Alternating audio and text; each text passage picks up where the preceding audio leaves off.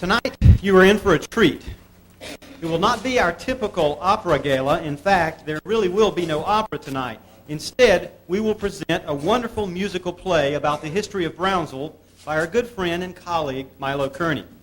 In the future, we will continue to bring you operas and opera scenes, but we think you will find this change of pace both fascinating and entertaining. And with that, we welcome you to tonight's presentation of Redbeard of the Rio Grande, written by UTB professor Milo Kearney. This musical play is a historical account of episodes in the settlement of Brownsville back in the early 19th century.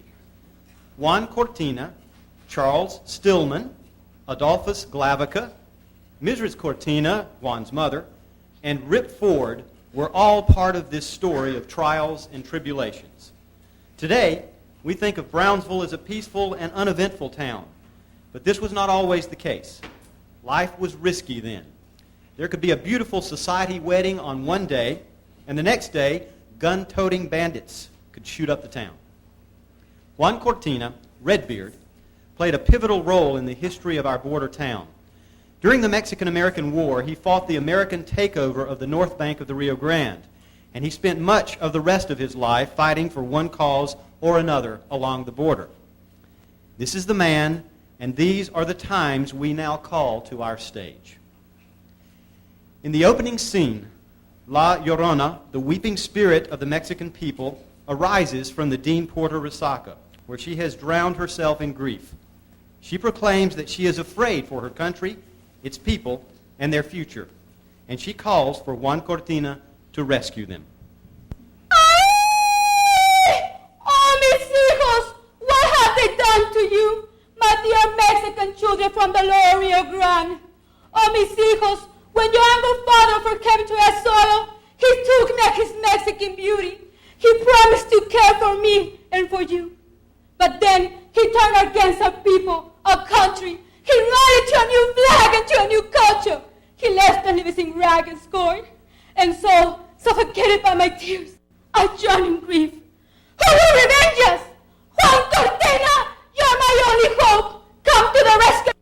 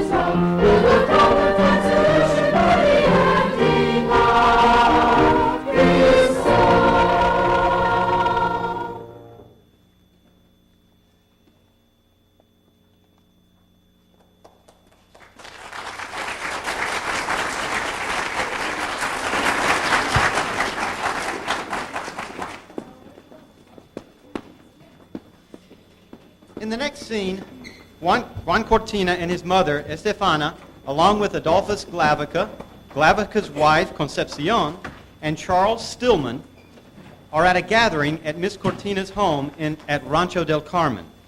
They are discussing the war clouds looming over the region. However, they are divided as to what the future holds. Will it be Mexico or will it be America? Suddenly, their conversation is interrupted when a Mexican soldier knocks on the door and announces that the American army has arrived to claim the border region. Would anyone like some more coffee? Thank you, I will. What changes we have seen in this region over the past several years? It's true. When I first joined my father here back in 1828, Matamoros was a real one-horse town. The phenomenal growth is largely your doing, Charles. Yours and your dad's.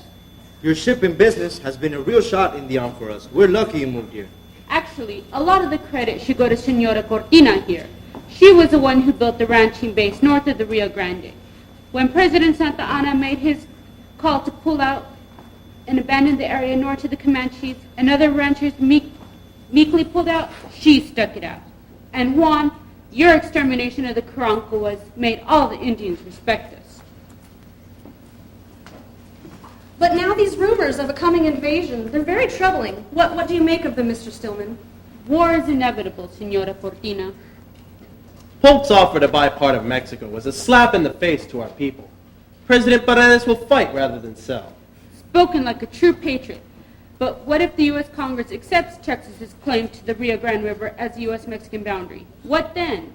That would be outrageous. The Nueces River has always been the dividing line between Texas and the rest of Mexico. Santa Anna agreed to the Rio Grande as border